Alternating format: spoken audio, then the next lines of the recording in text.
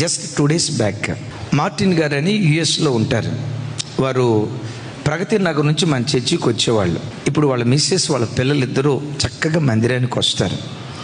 అయితే ఉపవాస ప్రార్థనలో ఆ పాప ఇంజనీరింగ్ సీట్ కొరకు ప్రార్థన చేసుకుంటే ఇంజనీరింగ్ సీట్ వచ్చిందట. సరే, మందిరానికి వచ్చి కృతజ్ఞతలు చెప్పడానికి తన తల్లితో కూడా బిడ్డ వచ్చింది. ఒక్క 5 నిమిషాలు మాట్లాడి వెళ్తామన్నయ్య, మీ చేత ప్రార్థన చేయించుకొని వెళ్తాను, రెండమ్మ కూర్చోబెట్టాను. మేబీ ఆ పాప వయసు 17 సంవత్సరాలు 18 సంవత్సరాలు అట్లుంటే, కొంచెం అటు ఇటు. ఆ పాప కూర్చొని మాట్లాడితే ఏముందో తెలుసా అన్నా, నా జీవితంలో ప్రతిరోజు మానక కొన్ని విషయాల కొరకు ప్రతిదినం స్తుతిస్తా. అమ్మ, దేనికోసం స్తుతిస్తావురా?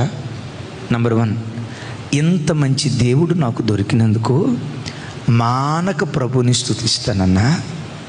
రెండవది, దేవుడు నాకు ఇచ్చిన ఇంత మంచి సంఘాన్ని బట్టి ప్రతి క్షణం మానక నా ప్రభుని ఆరాధిస్తానన్నా.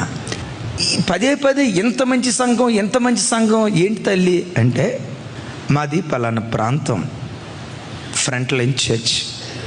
అప్పుడప్పుడు సెలవులకు మా ఊరు వెళ్ళాల్సి వస్తుంది. నాకు ఇష్టం ఉండదు, మా అమ్మ నాన్నకి ఇష్టం ఉండదు.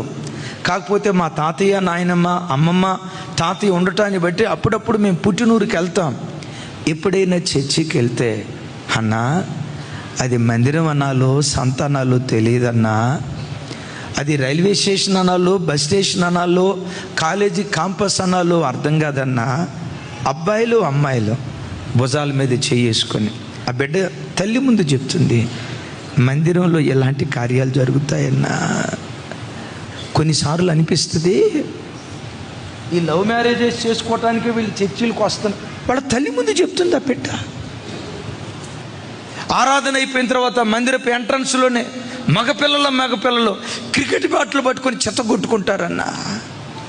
ఈ వాతావరణం చూసిన తర్వాత ప్రతిరోజు, యేసయ్యా నాకింత మంచి సంఘాన్ని మీరు ఇచ్చినందుకు నీకు స్తోత్రం. మా మందిరంలో ఎక్కడ ఆడపిల్లలు మగపిల్లలు కూర్చొని మాట్లాడుకున్నట్టు కానీ, భార్యాభర్తలు కూడా నిలవబడి మాట్లాడుకున్నట్లు కానీ మా మందిరంలో చూడలేదయ్యా. ఇంత పవిత్రమైన వాతావరణం మా మందిరానికి ఇచ్చినందుకు నీకు స్తోత్రం. ప్రతిరోజు నేను ప్రభుని స్తుతిస్తానన్నానే.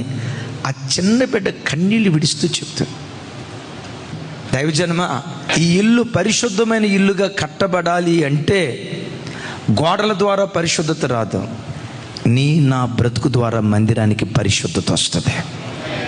ఎన్నటెన్నటికీ ఇది పరిశుద్ధమైన ఇల్లుగా దేవుని సన్నిధిలో యేసు నామములో కట్టబడును గాక.